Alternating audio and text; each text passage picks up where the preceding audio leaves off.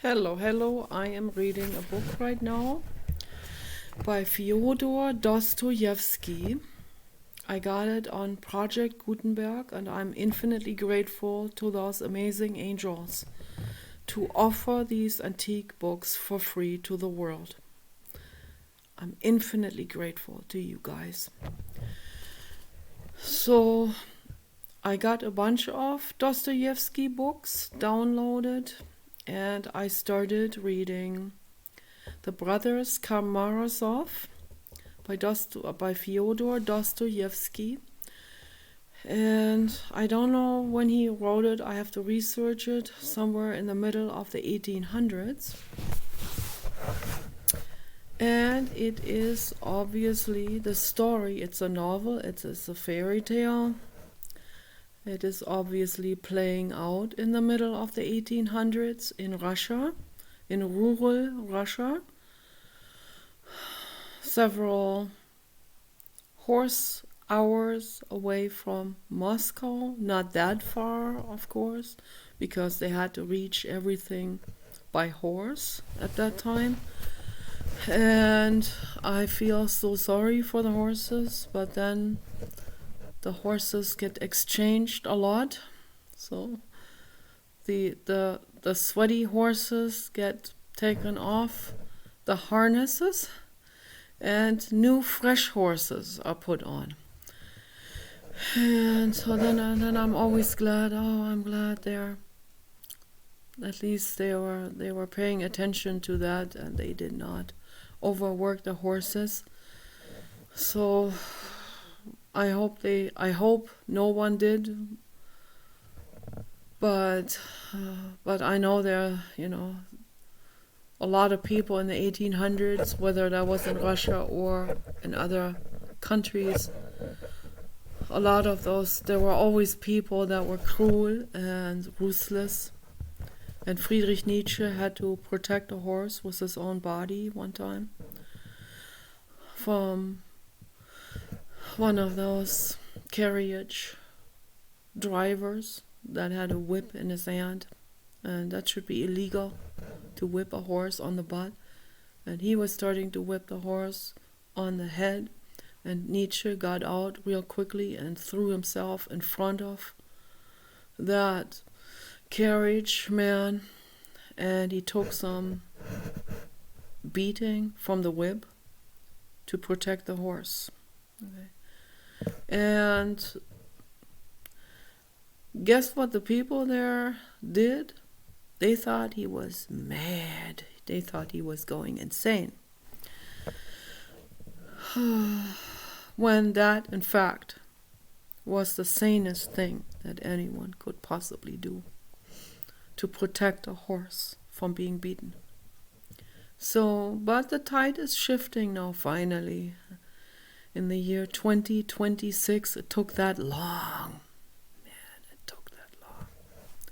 It took almost 200 years for people to finally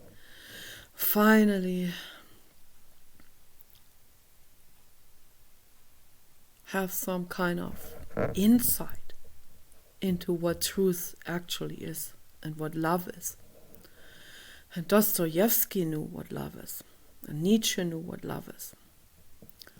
So Dostoevsky really analyzed society. He really picked them apart. He really dove deep. He really went to, with his X-rays eyes, he went all the way to the bone of the subject matter and into the bone of people's psychology. And like Nietzsche, he also comes to a very unsettling conclusion that things are not black and white, that things are not a dichotomy. It's not opposites. It's not this or that. It's not one side of the spectrum or the other side of the spectrum. It is every shade in between and every mix in between, with good and bad and everything jumbled up into a chaotic whirl of yarn and knots. Okay, and that's what existence is, and that's what people are. Okay, so he said himself, and he says it through the characters that are in conversation with each other, that even in the worst criminal, you might find suddenly a glimpse of just a sliver of understanding, or a sliver of seeing light, right? A sliver of seeing truth, a sliver of compassion, maybe, in this one lucid moment, right? That wherever they are. But they come to the conclusion that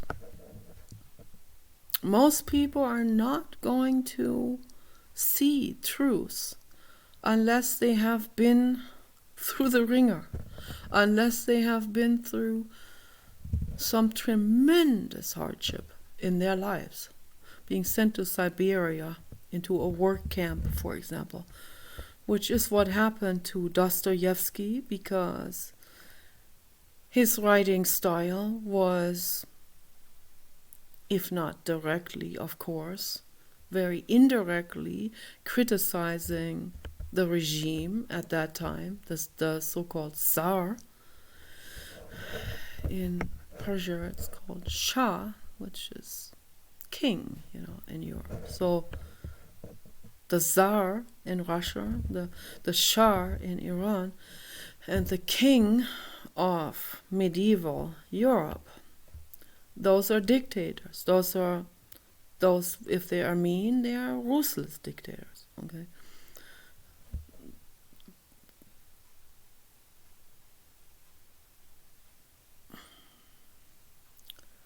So the Shah in Iran was actually not a ruthless dictator. So they were very lucky.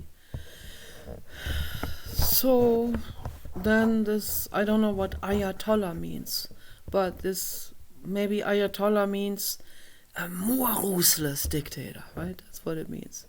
That's what it translates to. So then that man elbowed the Shah out. But the Tsar of Russia has been good, and he has been ruthless. I mean, it depends on who is in the dictatorship, right? Depends on the person. So you can't blame it necessarily on a system, because, Ray Kurzweil thinks democracy is still the best system of all systems, which I disagree with, because we've seen that democracy is equally weak and prone to being abused and gutted and loopholed and taken advantage of, as we see here in the United States more than anywhere else. Okay, this is a capitalist society. This is extreme capitalism, and it is ruthless, and it is brutal, and it's totally unethical, and they call it a free society, which is not a free society, because people are being brainwashed. Then if people are brainwashed, how is that a free society, right? So Dostoevsky and Nietzsche were visionary. They were also prophets. They could see, they could extrapolate into the future, and they have extrapolated 200, 300 years into the future. Nietzsche and Dostoevsky both use the word decadent, describing the future. And that is exactly what we have today. We have a highly decadent society here in the United States and in Europe too. Okay. In Europe, it's even more decadent. It is so decadent in Europe. So we need to look up the word decadent. What does it mean? It means derailed, really. That's what it means. It is completely derailed from reason. Okay, that's what it is. And it's so decadent in Europe that they just let ruthless, the most brutal psychopaths take over the country. People that have a psychopathic religion and psychopathic brains, they let them take over the country. Same in Sweden and same in all European countries. In some more than others. So Sweden was probably the very first to fall, I would say. With no-go zones where not even Swedish police is daring to go. It's being taken over. Step by step. Swedish women being raped, no one does anything about it. No police dares to do anything about it. No judge dares to do anything about it. They have been taken over. They have been silenced, they have been shunned, they have been terrorized into the ground. And it won't take very long until a total dictator, like a dictator that Sweden was so proud to have been overed, right? We got over that. No. With your decadence, you brought it back in. Okay. I have all of you to blame for that. All of you. Greta Thunberg too. Okay. I blame you for that. I blame it all on Greta Thunberg. No, obviously not. So I see Greta Thunberg as a victim. Okay. She's a victim of brainwashing. Real severe, real, full hook, line, and sinker brainwashing. I mean, it doesn't get any worse than that, does it? It cannot get any worse than that. I mean, they infestated her brain. She isn't even herself anymore. Where's the Greta? Greta, where did you go? Okay, but anyway, I was on board with the environmental stuff. Okay, but not with like the poor psychopaths in Iraq. No, that I'm not on board with. The poor psychopaths. Let them all take over Sweden and let's ruin. I don't even want to say it. They want to allow them to ruin everyone's life. And the environment and the animals and the children and everything. So I hold every one of them accountable, Greta and everyone else. In Sweden and in Europe, whole Europe.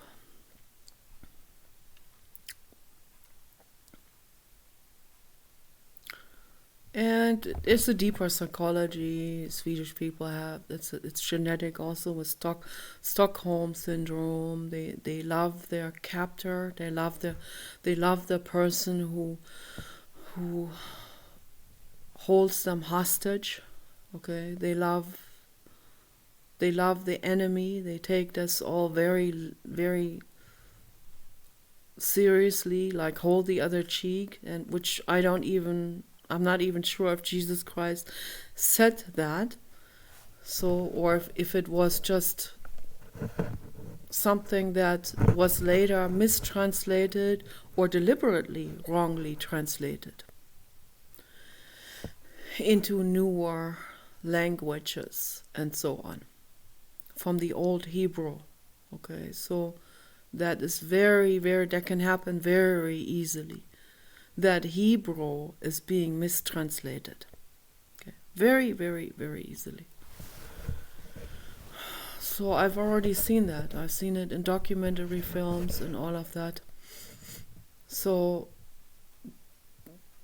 the majority of people, they don't get into the depths of it, of linguistics. They don't study Old Hebrew. they don't study things in minutest depths and detail. They hear something that someone else says, they hear some kind of parable or some kind of metaphor, and then that's like completely downloaded, and then they'll just regurgitate it to someone else instead of thinking about it. What does it mean? What did Jesus mean by this? What did he actually say with us? What was he trying to say with that? So, and did he ever say that? Hold the other cheek. So Nietzsche never said that. Okay. Nietzsche thought that was appalling. He thought that was decadent. He didn't go against Jesus Christ. Pay attention when you read his books. He never went against Jesus Christ. He called him by all kinds of nicknames and honorable and not so honorable names. The Nazarener, he called him. Or der Gekreuzigte, the crucified one, which he signed his own letters with, der Gekreuzigte. So, that was in his last years when his brain was not functioning normally anymore, because he had some type of spongiform encephalitis caused by syphilis, which is genital sexually transmitted disease. Okay, so it's a contagious disease that later on they got rid of, but not during the 1800s. So they didn't have those vaccines yet, and a lot of people fell victim to this. Particularly those that were very lonely and went into bordels because they were young and they chased every woman away, as Nietzsche did. Okay, so it's tragic, really, really tragic, all of that. And I wonder if Nietzsche had an affair with his own sister. It seems like it from the documentaries, so I would not be surprised. So I think his sister was also very difficult to get along with, and I have the feeling that they had a lot to do with each other all the time. She adored him. She wanted to be part of all of this, with his fame, of course, because she wanted to be adored. And she was always there and gave him massages. So I'm not condemning anyone for that. It's just all sad and lonely and tragic. I don't think she would have a child with him.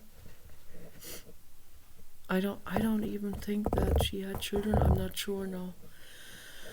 But later on she betrayed him after he died, and also before he died, when he was suffering with that spongiform encephalitis. It's a form of dementia, but it's a very strange form. He wasn't unaware of things. He was hyper aware, I would say, of everything. And it was almost like he was on a permanent LSD trip, in that kind of sense. Okay, so where the linear and the physical kind of becomes very, very blurry, and where he starts to see the reality in between the physical. He starts to see the non-physical world, the metaphysical world, the beyond physical. He starts to see all kinds of things, and not as a crazy delusional person, but as a psychic. He became more psychic. He became more intuitive. He looked people directly into the core of their existence. He saw what everyone was doing. He called his sister and his mother criminals, something like that. Like they were sinister demons or something, like he called them. Something like that. Because of the way they were exploiting him. They exploited him like a zoo animal, you know. So they were making extra rubles or whatever currency they had at that time. So they were making extra Reichsmark or whatever. That was in Germany. But they were Polish descent, but they grew up in Germany. So that family is from Germany, but of Polish descent, and obviously very close to Poland, where they were from, the eastern part of Germany. And well, that's why Nietzsche was so intelligent, okay, because he is part of the Eastern European community. Okay? That's where I put him in. Okay, that's where he belongs. They are the greatest. They're the greatest of all. They're the greatest thinkers. They're the greatest intellectuals. They're the greatest philosophers. They're the greatest writers, the greatest storytellers, the greatest observers. The Eastern European writers and artists and poets and philosophers.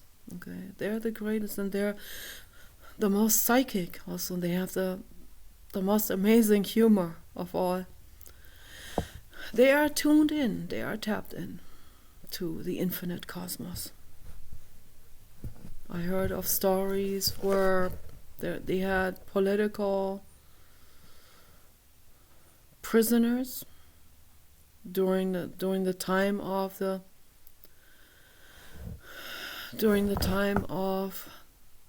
Tsar, which was the dictator. The Tsar, you know, as it is most of the time in the world. There were good dictators, but most dictators were not so good. Most dictators in the whole world, even in Russia, felt like they would feel undermined or threatened, or the ego hurt or whatever, if a writer was even remotely suggesting some kind of criticism against their regime. And people were put in prison. They were put in detainment, including Nikolai Kozyrev, who was, Nikolai Kozyrev that's the ultimate. That man is not of this world. That man's brain is from outer space. That's an ET brain, because of what he came up with. Also in the late 1800s. Also put in detainment in Russia. They still had the Tsar. I think they did. Or they already had a communist regime, under Stalin or something already. So I don't have the exact timeline in mind, but I think Stalin happened somewhere in the late 1800s, and that was the dictator, of course, no different than the Tsar, and Lenin too. So, but I guess they had already some other better ideas about government, but it was still a dictatorship and it was still not perfect. So, and they felt threatened by someone who would suddenly come up with something absolutely extraordinary, with something absolutely, I don't even have a word for it, something that is not of this world.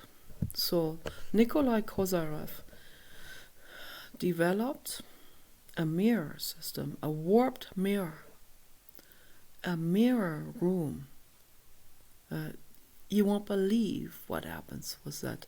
I mean, that is so incredibly amazing that the scientific community to this day is ignoring it completely. Yeah, with the exception of some absolute geniuses that don't care what anyone thinks of them. So some geniuses that really get into it and that follow it also with his work and carried his work through all the wars and bombings and all of that. And I don't even think Nikolai Kozyrev was able to set this up, this experiment that he had written about in lengthy works and books.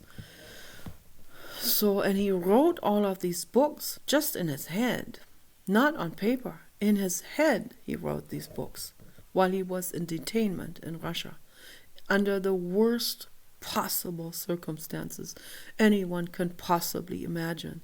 This sensitive, amazing, genius brain. But he obviously had supernatural powers. So they would put, most prisoners died. So in Russia, in the winter time, when they don't even give them heat in those detainment rooms, then most of them died from hypothermia. Not Nikolai Kozyrev. He would lie down on that barren cement floor, surrounded by ice puddles, without a blanket and anything, and he would all he was doing is writing his books. While he was lying down in cement ice puddles and staring just into space past the cement walls. And he didn't even care where he was. He was already in his mind somewhere else. So all of this generated tremendous heat that radiated out of his body, and every morning he woke up, he saw that a large radius around him, where the ice and the water had receded away from him, and he was just lying down on a warm cement slab. Incredible. Just from his own supernatural powers that he had. And he created this warped mirror room just in his head. And I don't even know if he got to set up an experiment, an actual physical experiment, because he's as soon as he was released, finally, they first wanted to execute him. Then somehow the regime changed and they let him out. And he was already pretty shaken up and battered and mangled from the time in detention, I don't know, 2 decades or something. Unbelievable what he went through. But as soon as he was released, he started to write it down. That was the only thing that was on his mind. Write all of this down in meticulous order, and he did. And he wrote, I think, almost everything or all of that down. And after he wrote it down, he died. And people didn't know why he died, but I guess he died from absolute exhaustion. He has overstrained his entire system. And then his work was collected by some people. Some people also saw, of course, they saw monetary value in it. There's always greedy people. Why would they throw that away if they can cash in on it? So, as with everything very precious, there's usually people that get their hands on it before it's being destroyed by a czar or by some dictation regime or a Gestapo or whatever. So it went from hand to hand. It was protected and finally got into the hands of new scientists that followed up on his work, and they put his theory into action. They built these elaborate mirror rooms, which must have been difficult to build, first of all. He warped mirror rooms. And so they finally set up this, and they did all of that in Siberia, where they were as far away from people's machines and thoughts and masses of people and radio transformation. So as far away from any kind of possible influence from civilization. Always in Murmansk or something, almost all the way to the North Pole. And they bought an old cement building there, and they made that into a laboratory. They didn't use animals, they only used themselves. They set up this room, and there were about 10 scientists that were working together on this, women and men from Russia. And it was a secret operation because they knew that if other people find out, they will be bombarded, they'll be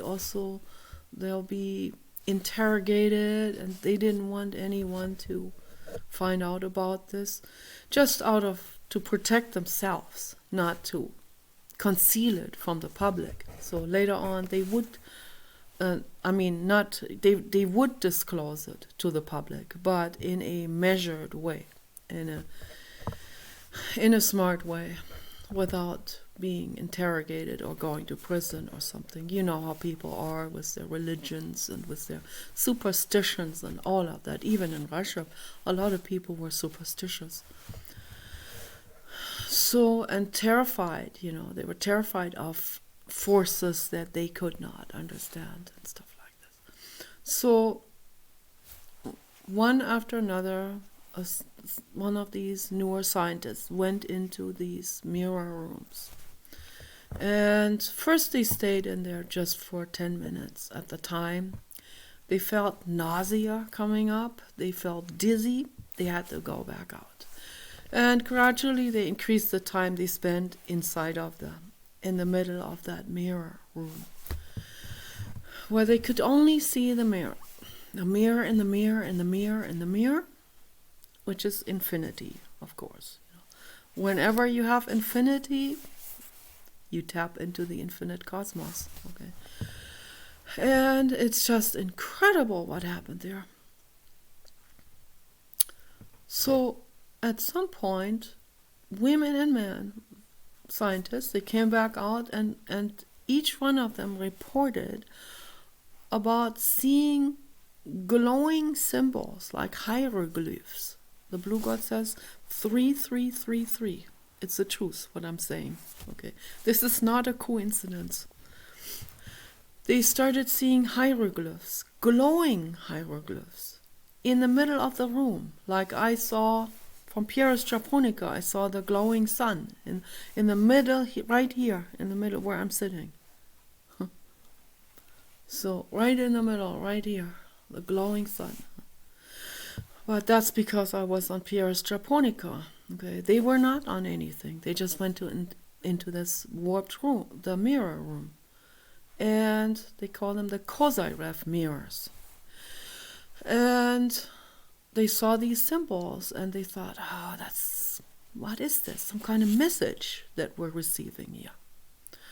And that's indeed the case. These were messages from ETs that were sent into the mirror room, because the mirror room was a portal. It was an enabler system for this communication to take place.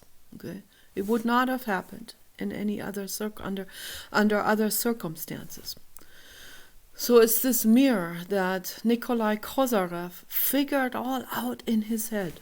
But I'm sure that he was in constant communication with the infinite cosmos and with ETs already in his head alone. And that's why he wrote all of these books in his head, in his brain. And they would be there. They don't get lost. Usually if we think something through under the shower or whatever. Oh, I had a great idea under the shower. I come out of the shower, I already forgot about it, right? And then I might, if I'm lucky, I remember it later while I'm eating my oatmeal or whatever, So, I had a thought, but most of it, the details of it were already eluded away. So, but not with Nikolai Kozyrev. He wrote books like Mozart wrote entire symphonies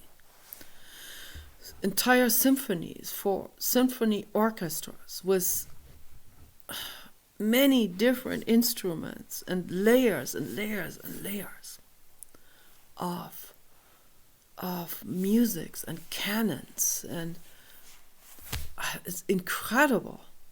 An incredible genius was Mozart. And he wrote it down in his head.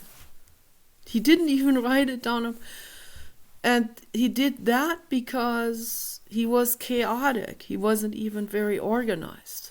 So he was very chaotic. So one time this contract person that from the church that had contracted him with this work said, well, where are the music sheets? Where are the notes? Where's your work? He said, I forgot to write it down. It's still in my head though. But here, give me 1 day and I write it all down. And he did right away. He started writing it all down, just in every detail you can imagine. It was all stored like a computer in his brain. It's like a hard drive, right? So, and then he handed it over, and that man, that the church person that contracted him with that work was like, what? I just, it's hard to believe, And as he then put it into practice and had the orchestra play it, the man was just puzzled about it. How any human being can be that of a genius, that's supernatural, okay? And same with Nikolai Kozyrev. So these people, they received messages from ETs, glowing hieroglyphs, and they were hieroglyphs like they already existed in some ancient places like Angkor Wat, that I believe Angkor Wat is 100 million years old. Not all parts of it, but the central core, oldest parts of it. And they have hieroglyphs there that you can find that are not of this world. They have hieroglyphs, clearly, distinctly pictograms of helicopters, drones, ETs with large brains, larger than human, and dinosaurs all together. Okay, so, and that's what happened 100 million years ago. There were dinosaurs. And obviously ETs too that came to visit. So they were not humans. Okay. There's these Christians that will say, humans and dinosaurs lived side by side. No, they were not humans. Okay. And yeah, there were giant footprints found, and there were all kinds of stuff found. With footprints, human-looking footprints, but they were not humans. So, and some of them were hybrids. Some of them were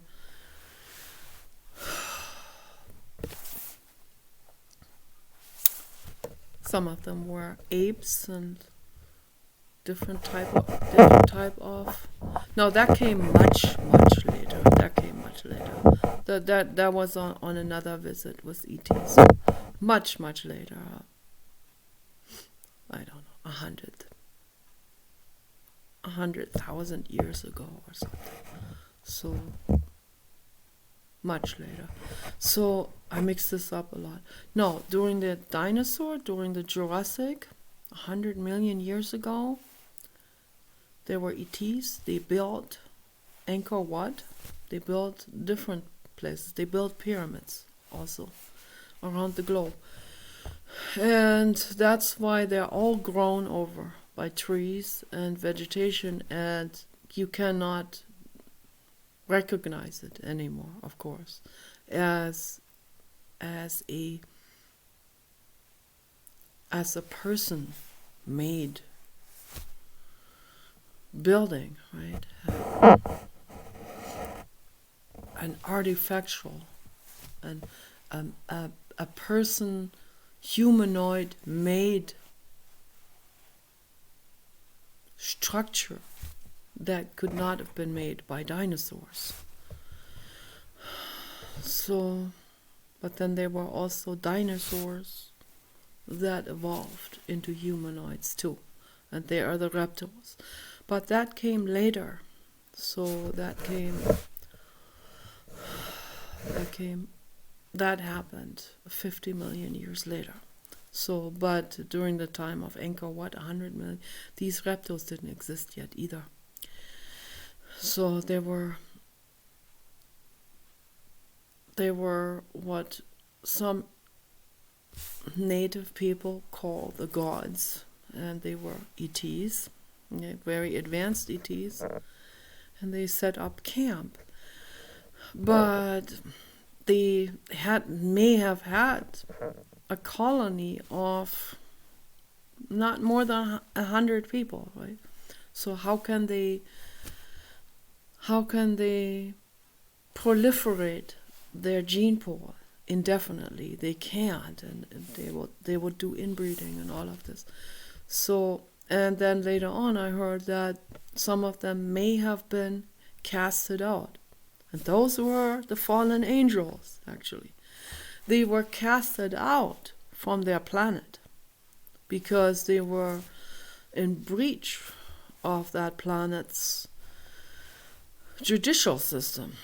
So later on, then adopted by the religious community as archangels and fallen angels and so on.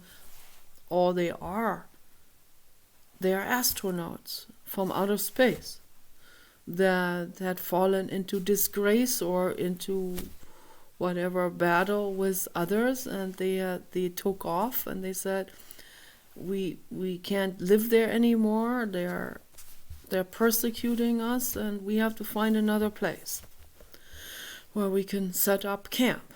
It's kind of like, people that were banned onto a leprosy island in the past.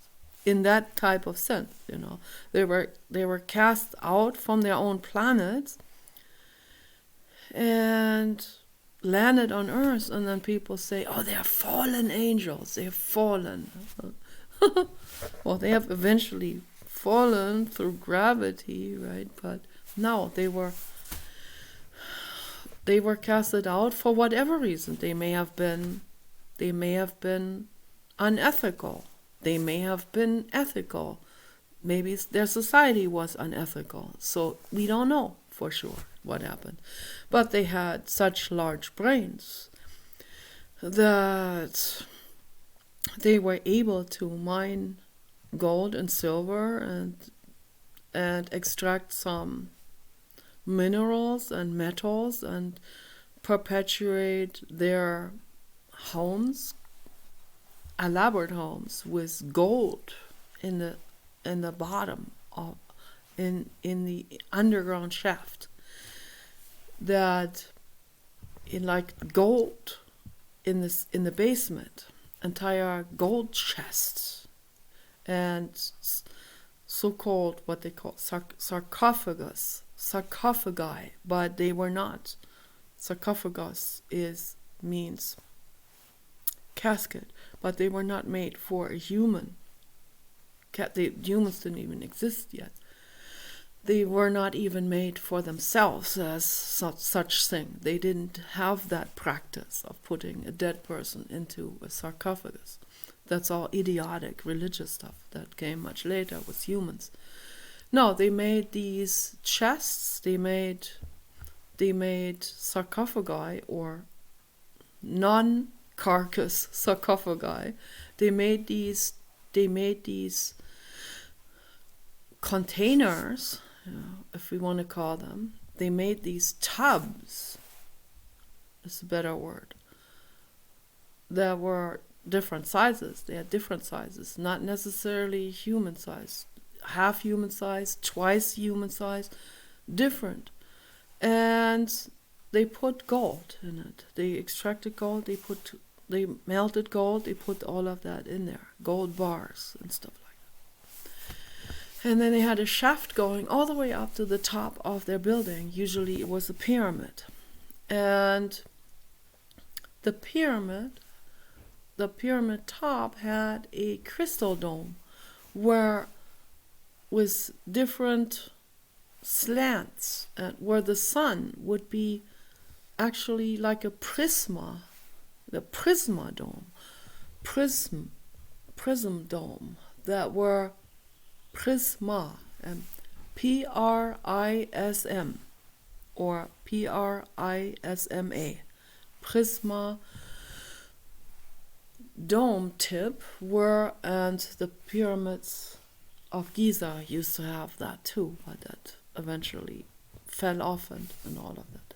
But they had those at the top in order to capture the sunlight for as long as possible, the sunbeams for as long as possible, to be funneled into it through the crystal, and then funneled into the shaft and into the gold.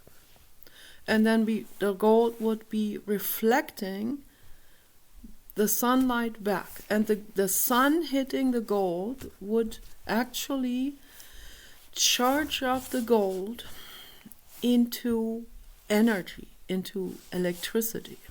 So it's a capacitor. These sarcophagi were all energy capacitors.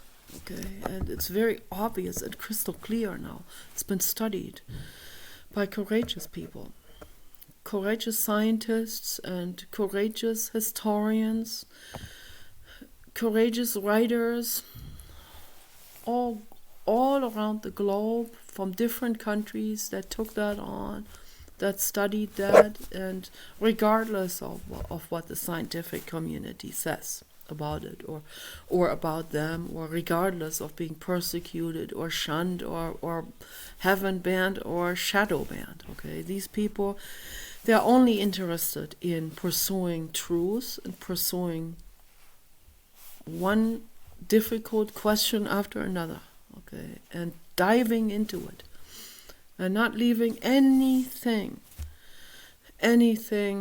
uncovered or ignored. Okay, so they really want to find out. And those are the people that make life here on earth better. Those are the people that move us forward into the future, into a better world, into learning from our mistakes, into making things much better, into making tremendous progress in the right direction. Those are the people. Nikolai Kozarev, Elon Musk. Those are the people that move us forward. And also the great musicians and the great composers like Mozart, Beethoven, Bach, Rachmaninoff, Chopin, Shostakovich, Tchaikovsky, all of these amazing people, Ravel and Dvorak, and all of these. There's also so many amazing Eastern European composers. They're also completely out of this world. And these people, they know better. They don't eat white flour. They don't eat white sugar. They know. How do they know? They know. They know that. They know that's not good. They know that's decadent. They know that weakens the brain. They know that weakens the immune system. They know better. They don't use pesticides. That's not legal there. Vladimir Putin is one of these geniuses. They don't allow that stuff. They would never undermine their society for some petty reptile making just a bit more, okay, as it is here in this country. So no, they know better. They are far looking, far sighted into the future. They would never undermine their own public, their own people. They're good to their own people. They mean well. Okay, so the Soviet Union meant well too, absolutely meant well. But obviously that has been so undermined and bombarded by the reptiles so badly that worldwide that eventually it didn't hold up anymore, and then also it was a dictatorship, and that didn't hold up. Dictatorship never holds up because people will never forgive them for that, for shooting someone who tries to escape from the country. They will never forgive them for that. So that brings the dictatorship down, of course. Then does the communism, does that exist on its own by the public doing it? No, of course not. Okay, so it's not a natural state. So, but neither is capitalism. So that's a clear thing. We can clearly see this. So there are people, they don't want to be forced into their own good. Okay, and that's a fact. Okay, so there are people that will do all kinds of things to escape, even if they had a golden cage. It was kind of like a golden cage in Russia and the Soviet Union. But there were always people that didn't like this captivity. They didn't like censorship. They didn't like dictatorship. They didn't like this one-sidedness. They wanted to see every side of the world. They wanted to travel. There are people that are travel hungry. There are people that are thirsting to travel so bad. It's not me. I'm not one of those. And it's hard for me to understand them. But I understand they exist. Okay, I have a friend in Australia who I was friends with in Germany, a nurse. Okay, she is one of these people. She has to be free. She has to be able to travel to India, everywhere. Okay, it's not safe anymore today, but back then it was.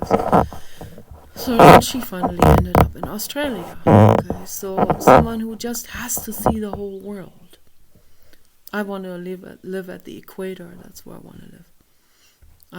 I would like to live in Angkor Wat instead of that ancient temple. So, but it wasn't meant as a temple. It was a station, like a space station, set up by ETs. Long before there were other humanoids here on Earth. So the other humanoids, they evolved very, very slowly later on. First the reptiles, they evolved from a dinosaur 50 million years ago. And then they went underground. They went into hiding because there were meteorites, of course, meteorites that wiped out a lot of not so intelligent dinosaurs, okay? And large dinosaurs that couldn't even hide in caves. So all of those died out from these terrible meteorites that fell, that were just bombarded. It was just like a meteorite nebula that suddenly engulfed the planet. And also drastic climate change and volcanic eruptions and all of that then was triggered by all of that and caused mass extinction. But the reptiles,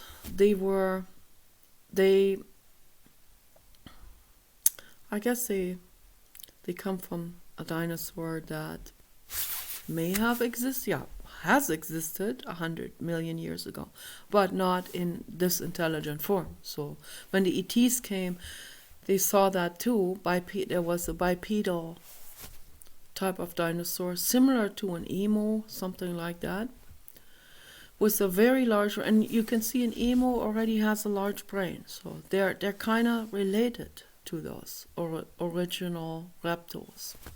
So, and they probably had feathers, so it's hard to tell later on when they dig out bones. So it's hard to tell when they put them together, when they reconstruct the figure that it used to be, okay, including what kind of ligaments it had, how much flesh it had, where the flesh was located, where the muscles were located. So they put up an approximate idea of how this bird, if you want to call it, or emu or dinosaur, bipedal dinosaur, must have looked like. But they already had a large brain, so they were smarter than the other dinosaurs. They were a raptor, so they were meat eaters. They were hunters, but they were not intelligent in an abstract way. So they hadn't developed this yet. But it didn't take very long. It just took, I don't know, 50 million years, when the ETs were already not here anymore, the original ones from Angkor Wat. So that's when that raptor, that's when that original reptile, as they want to call these people, that's when the original reptile started to get really, really large brains and could understand things and weather patterns and all of that. And they started to dig, they started to do mining, they started to carve out tunnels and all of that. And they had armies already of these original ones that were smarter, much smarter than by then.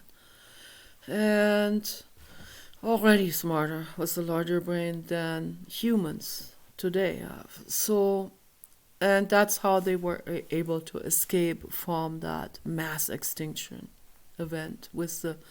They went underground. They saw all of this coming already. So, and who knows, they may have found some information left behind by the ETs that they were then able, with their evolved brains, they were able to decipher, they were able to study it, they were able to learn from them, because the ETs left behind entire legacies of information, of stone hieroglyphs, which they knew would last through millennia and centuries and millions of years, and weather and all of that. So I'm sure that these early reptiles, they found that kind of stuff, and they probably learned from it and were able to even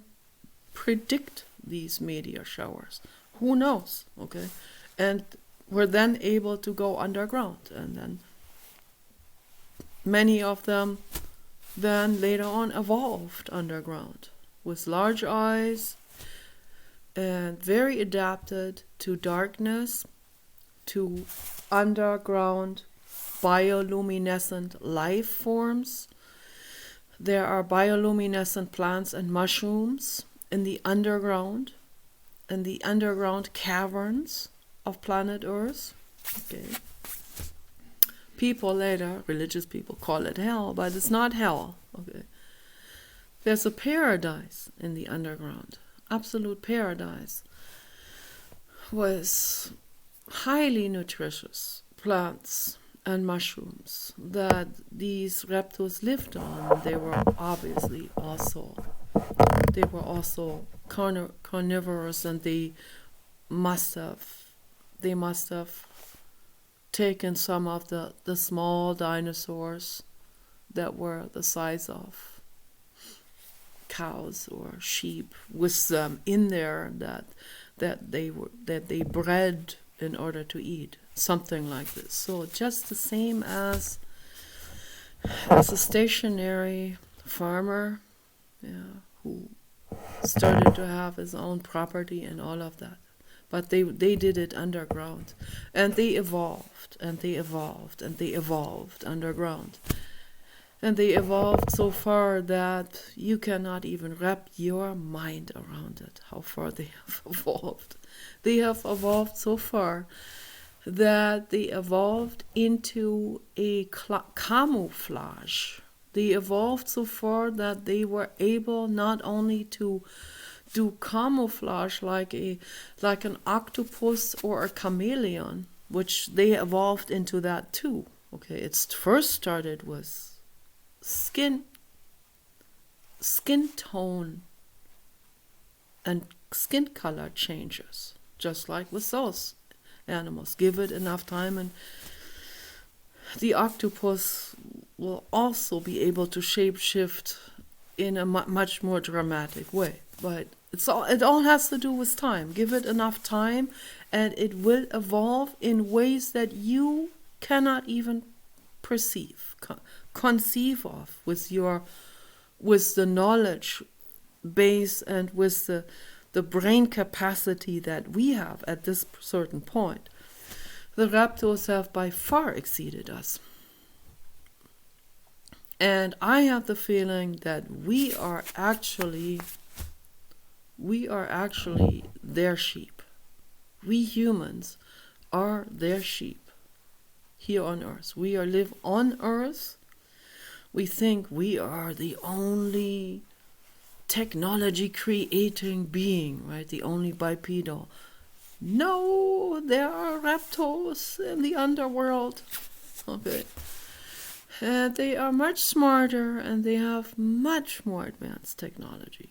They have UFOs that they launch through the ocean. That's from the raptors, I believe, not from ETs. They are so evolved, they're as evolved as the ETs, but are they evolved also in the ethical, in the sense of compassion? Are they evolved in that sense? I would say some of them are. I believe that there are societies in the underworld that are. But then there are other societies, they're not, that are also reptile. And what we humans, as Paul refers us with the name, he calls us UFO people. He calls us flying saucer people. Okay, so that's his title for everyone he thinks is crazy and insane and conspiracy theorist or something. So I ignore that. I don't even talk to him about this stuff anymore, because he's linear and he doesn't even want to think about that. He stays in his little bubble, right? In his little linear, his little 3D bubble that his brain can possibly make sense of. So, and I leave him there. That's okay, But I know, I can clearly see it goes farther than that. It's obvious. And much more. I saw a raptor like I see my artwork there, sitting there. Just like that. Okay? It materialized. And they are able to materialize. I think it's not just a mimicry. It is they have evolved to dematerialize, and they have with their brain, and they have evolved to materialize at a different place. They have evolved teleportation with their brain and their bodies, not through technology even. So that's how evolved they are. And they have also evolved to shapeshift. They can take on a different form. They can take on the form of an animal or the form of a human. They're, I want to tell a real quick story. I know the video is long, but this is highly interesting. But there's another thing that I need to talk about in the end that's very, very important to me. But that doesn't take up much time. But anyway, just to as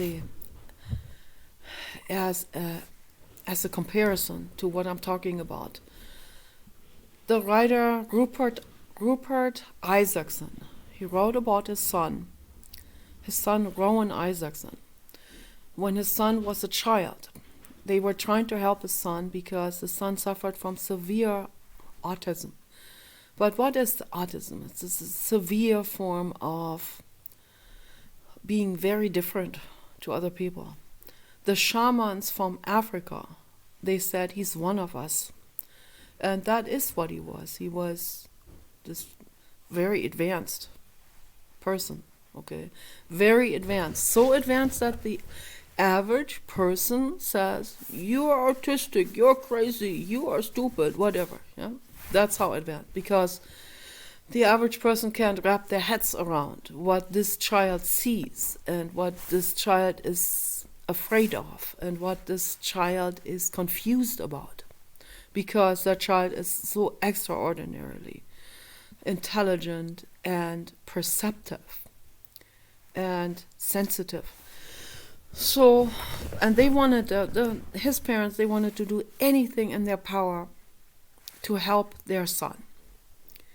And so they traveled to Mongolia, Russia, and they set out on horseback way into the forest, and that was somewhere in the 90s, I think, late 90s, somewhere there it was, I think, or early 2000s, somewhere. That's when that happened.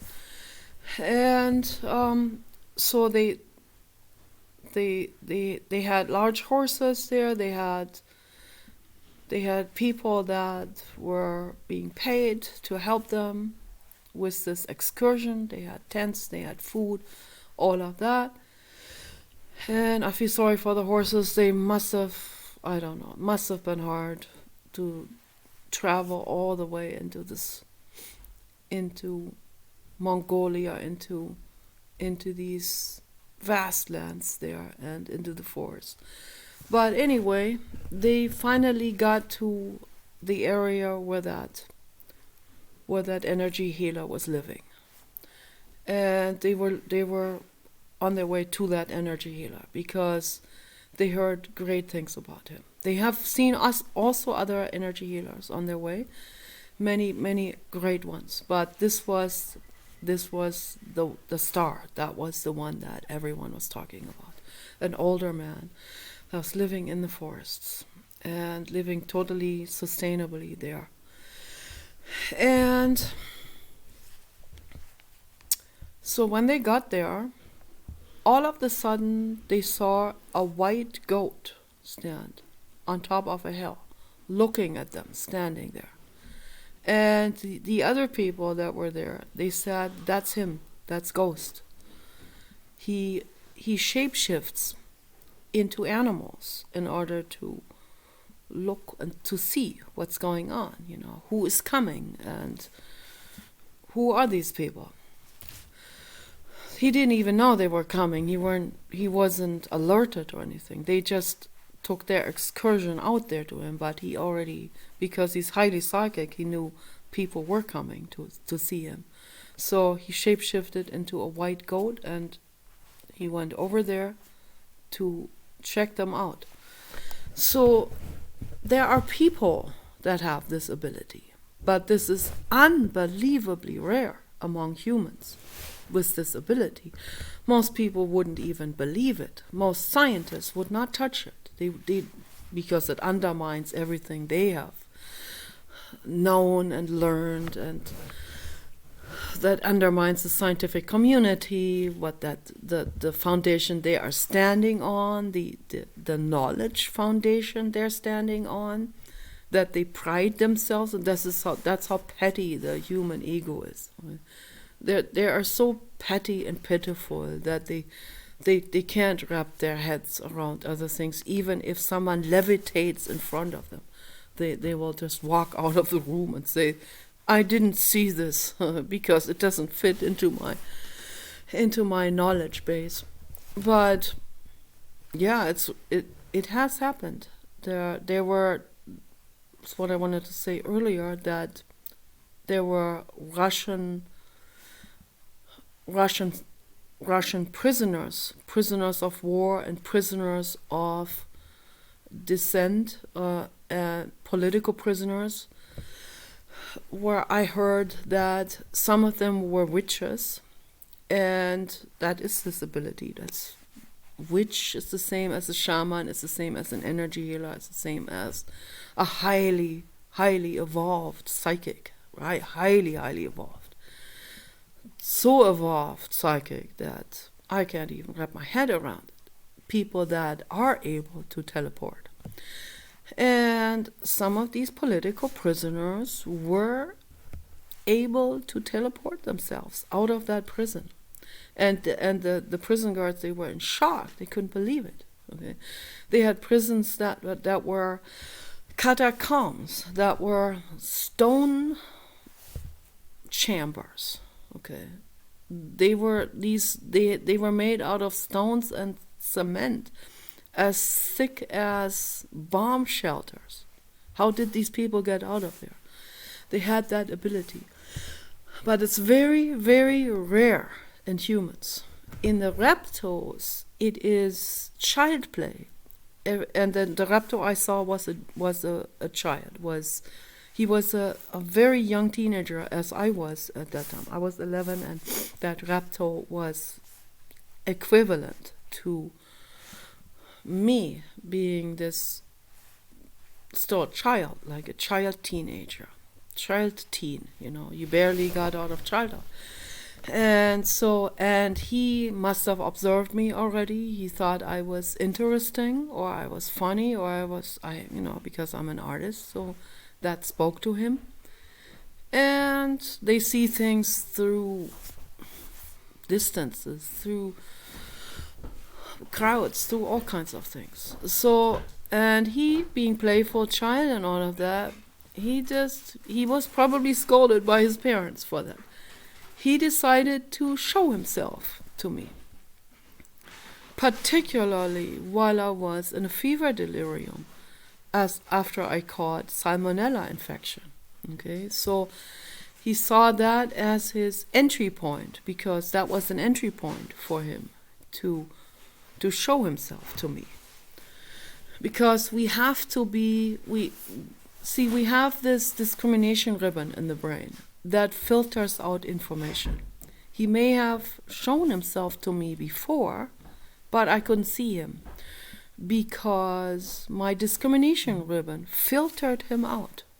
It's like a filter that filters out whatever wrinkles or spots or pimples or whatever in a photo, right? So my discrimination ribbon is an information filter that filters out incoming perception, something I perceive in my surroundings is discriminated, filtered out by this filter in the brain.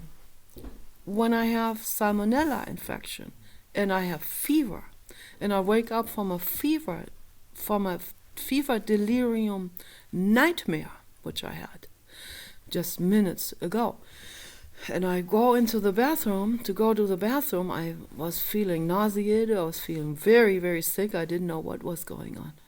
I turned the light switch on, and there is that reptile boy, young boy, playful, and he was smiling at me, grinning, like but kind of in a playful way, and kind of in a way, I got you. Here, that was my portal. You're sick, haha. You're sick, haha. That's how you can see me now. Yeah, but he doesn't know better. That's how he functions. That's how he evolved, okay? So they all know this. They all can do this. They do this in a heartbeat. They do this in child play. So it's like, for humans, it's like one in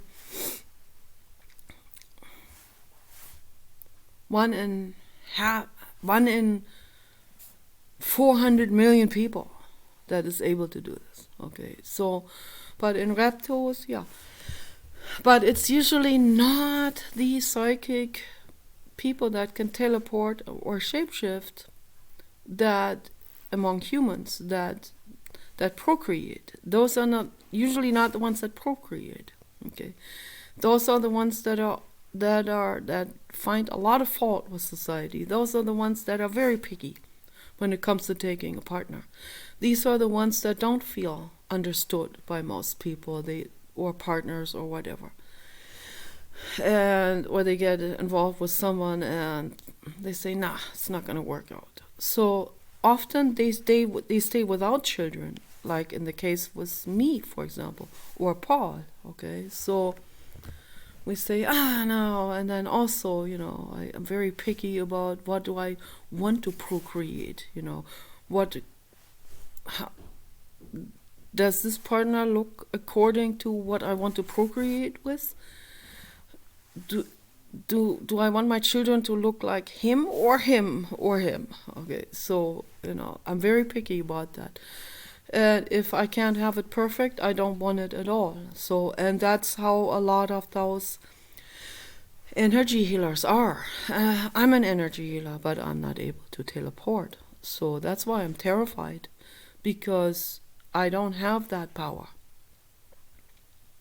But these people were able to dematerialize themselves in catacomb, bomb shelter prisons.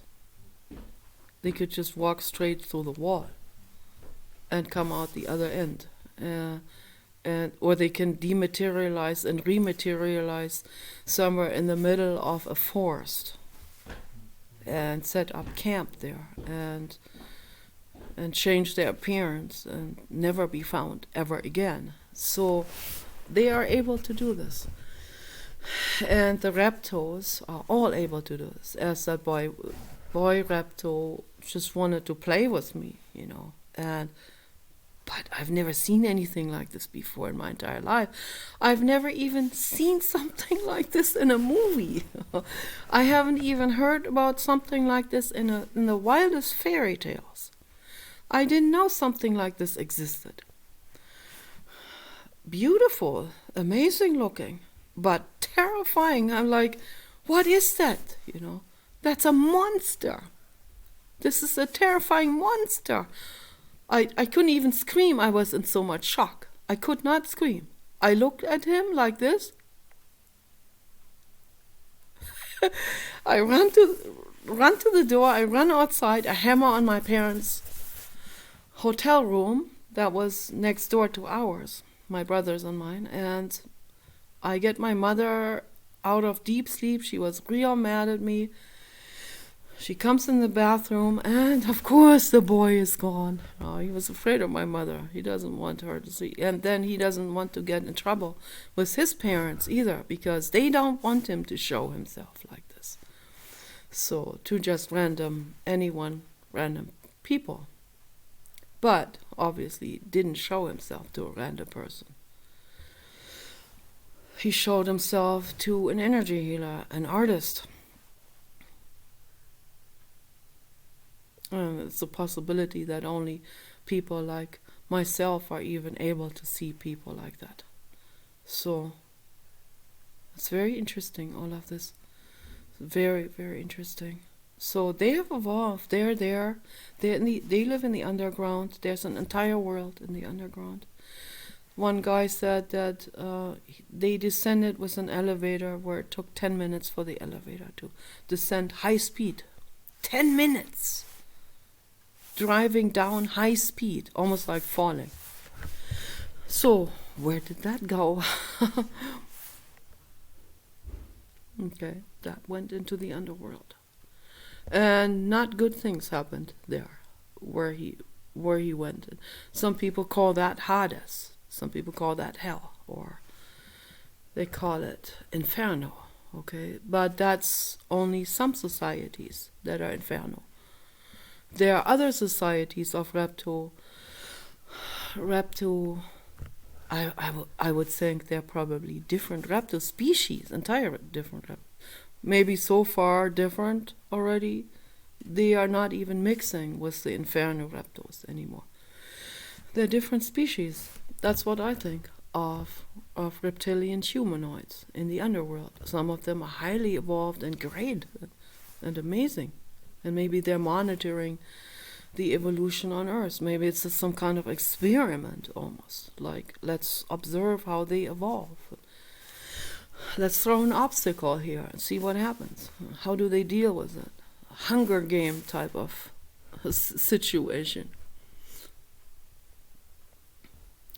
But then there are other reptile societies that the religious people call hell. They call those demons and devils. They look kind of like devils.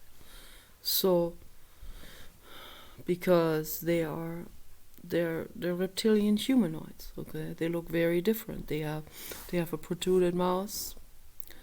They have very, very large eyes. They have the eyes are like this big and kind of slanted a little bit. And they don't even have a white there in the edge. It's all one dark iris. Okay, so that they can see. They have to see in the dark.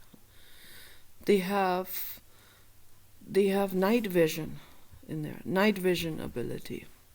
So they are extremely evolved. They don't need hair. It's very warm in the underworld. I think it's about the perfect temperature for everything to thrive and grow and evolve in fast, rapid rate and in absolute abundance. So they have everything they need there. But once in a while they come to the surface to explore, to check things out. Just like humans are curious to explore a cave or the underworld, right? So they like to explore the overworld.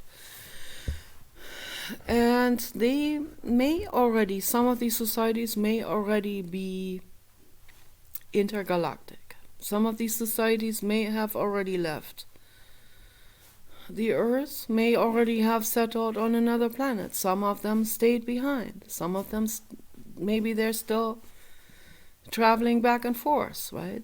They come and go with spaceships that enter through the ocean, but from the underground caverns, where they would open into intermediate chambers and from there into the ocean, right?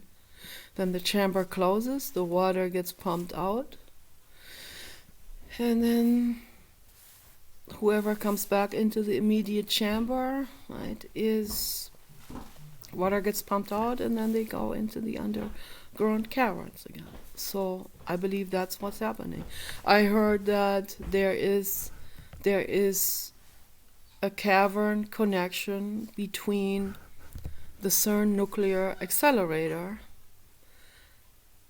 and so an underground cavern space that connects that from underneath. So, and I heard dramatic stories that happened there, that no one even knew about it. That was not publicly known. That there are reptilian people, maybe also from the ones that are greedy, that wanted to manipulate, that wanted to tweak a little bit something. They got in there and did some tweaking, and I heard that the CERN nuclear accelerator opened up a portal to an outer galactic race of beings that kind of looked like dinosaurs but were highly evolved and intelligent, and they were starting to come in and they would have taken over the entire planet. And there were other people, white hat type of people, that saw this coming and prevented it from happening. They shut down this particular portal. And then there was a shooting happening, a shootout happening between these two forces, between greed raptors, or inferno raptors as we could call them, and white hat raptors maybe, or evolved raptors, good raptors, and white hat humans. So, and the white hat population, whatever they are made out of, mixed population, they won, and they shot the bad guys, and they discarded of them. They didn't want that to come out to the surface, because then the government would have shut down CERN and all of. They didn't want that to happen. They want to use the CERN nuclear accelerator for the greater good. They want to do something good with it. They want to do safe and positive research with it. So there are two forces that are competing over this, okay, over this technology. And then also, is that technology only coming from humans? I doubt it. Okay, I think that technology, it has been evolved and developed by different species of hominids, by ETs, by humans, and by reptilians of different species. That's what I think. But that's speculation. I don't know. But anyway, I want to come to the last point that I want to talk about in this video. Dostoevsky points out he was a mystic, first of all. Dostoevsky was a mystic. He is an energy healer himself. And he was always for energy healers. They called them starets, or startsi. Startsi is the plural. Starets is the singular. A starets is a Russian energy healer. He was always for that, and this definitely, the energy healer thing definitely comes from, I don't know, it comes from Mongolia. There's a lot of those people, but this is that's very interesting, because we don't see that a lot in Germany. I don't see much of this. The Germans are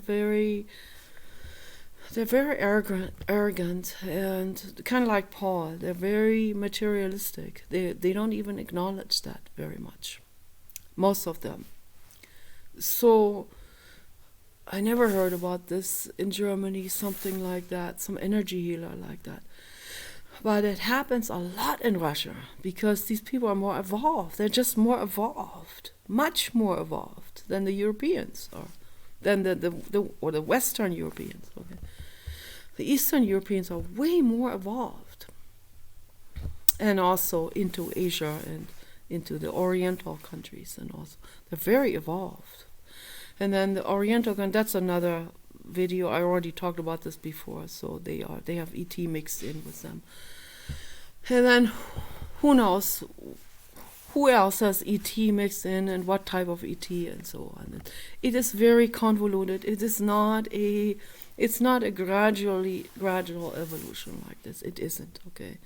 So, but there is evolution happening, but it has been spurted, it has been accelerated, it has been mixed with, it has been manipulated with it, gene manipulation, you name it. Everything has also all taken place. The Garden Eden is a gene manipulation project. Okay, it's not some religious, mysterious thing. Okay, it's a very, very real scientific experiment that happened. That was conducted by ETs.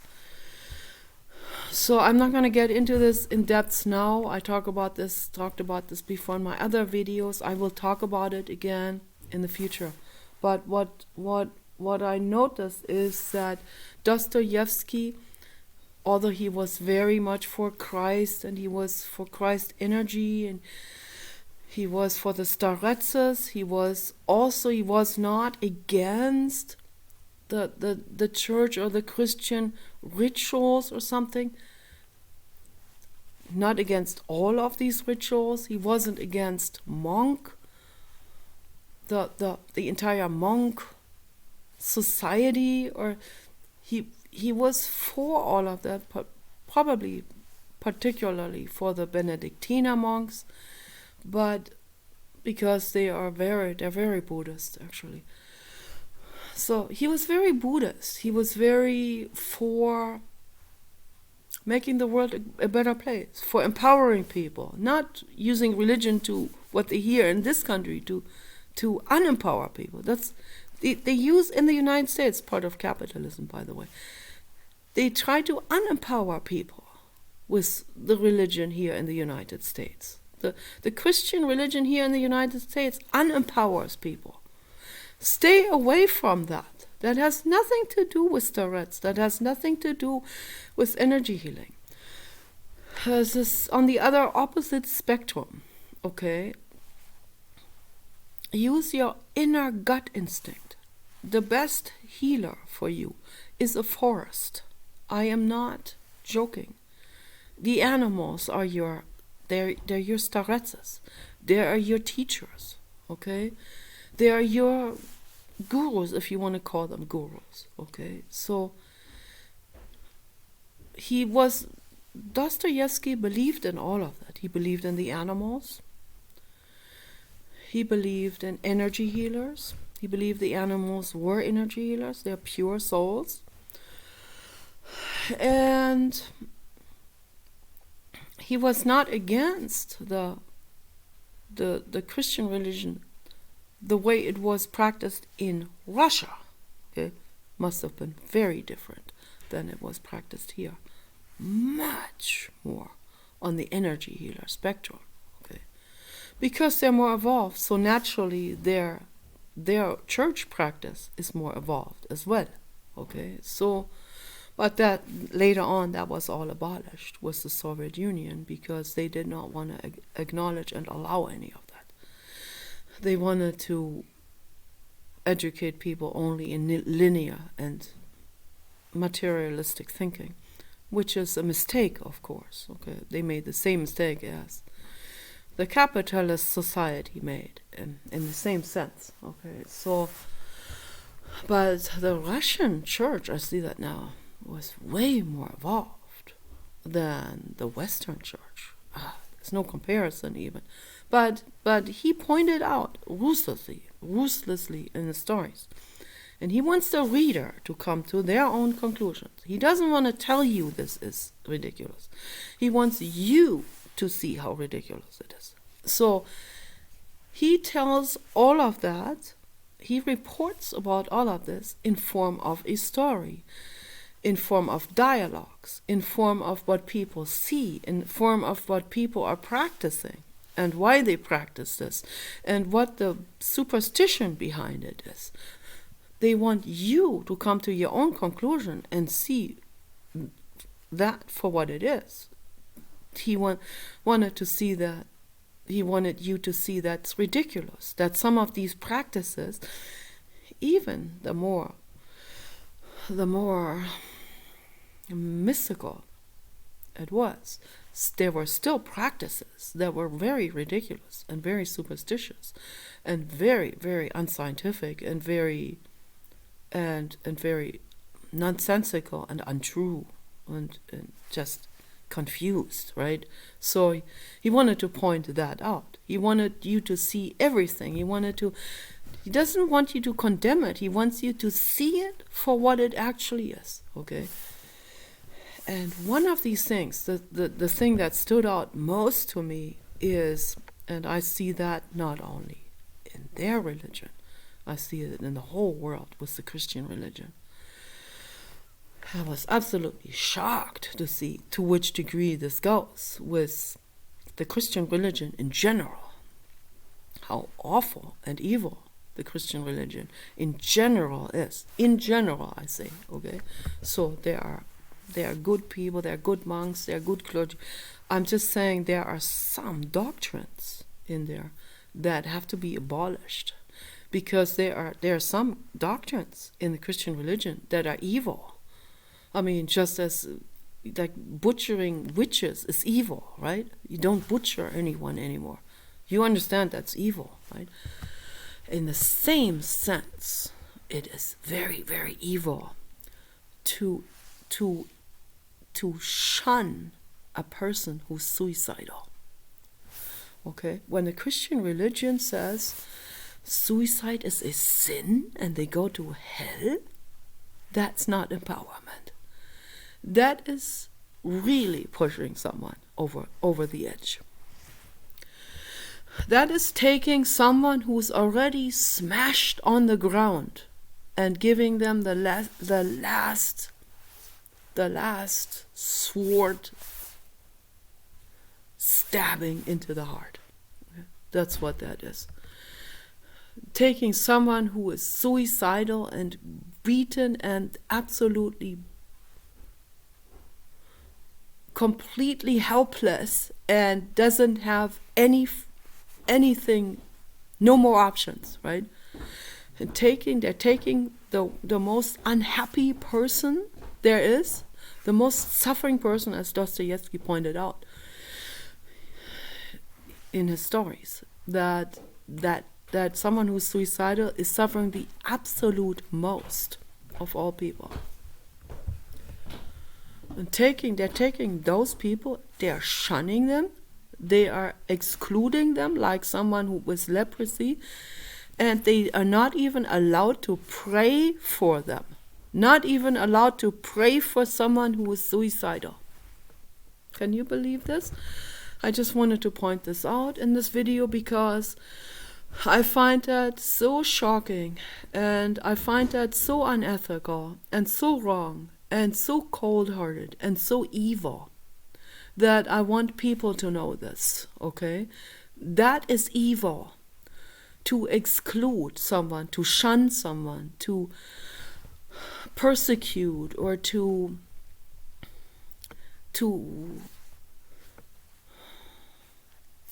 what are all these words, to extradite out of society, to exorcise out of society, to kick out, to kick into the ground, to imprison, to kill or whatever, to prosecute, to punish someone for being suicidal. They're already so punished, you have no idea how punished someone is when they're suicidal. I've been there many times. I've been there at least 50 times. Okay, I had 5 suicide attempts. I know exactly how horrific and monstrous it is to be suicidal. Okay, do not shun someone who is suicidal. Pray for that person. And better yet, take that person into your arms and say, I am here for you. And I am not allowing you to be alone with that feeling. I am here for you. Whatever you decide to do, it's your right. You have the right to die.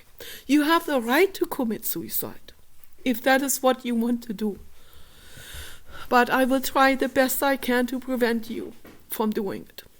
That's what the person needs to hear, okay? Not some shunning or some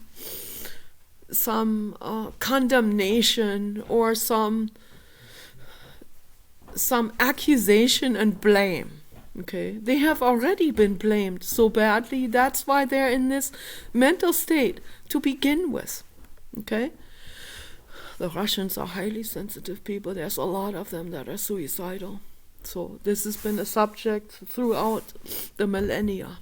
Okay, what does the Christian religion do with it? Okay, how do they deal with this?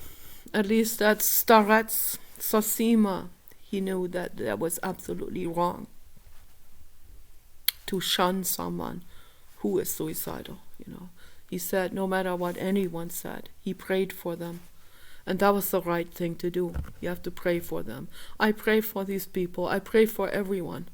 I pray for the worst monsters, okay? Because as Jesus Christ already said, they don't know what they're doing. They're confused and they're in a monstrous mental state, okay? Everything that's monstrous comes from a monstrous mental state. Comes from a disconnected, dismembered, dissociated mental state. It comes from a fragmented mental state. It comes from an extremely suffering mental state. A murderer is as suffering as a suicidal person. It's just a different act out. That's all it is. One takes it out on themselves. One just wants to exit. The other wants to let it out on others. Okay. Which one is worse?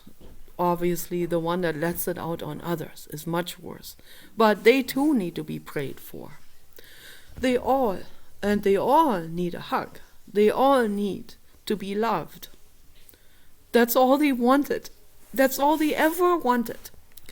The worst criminal, and it comes through in his story, the worst criminal that is so clear, I highly recommend this book. The worst criminal, deep down, just wants to be loved. He just doesn't know how to go about it. He doesn't know how to ask for that. He can't ask for it. His ego does not allow him to ask for it. His ego approaches a woman by insulting her. But what he really wants is the woman to be his mama. Okay, and that's the truth, and I see it on the internet. And it makes me cry. It makes me feel deep compassion for all of them. So I'm ending the video with this. Peace and love. Stay away from religion. Think for yourself.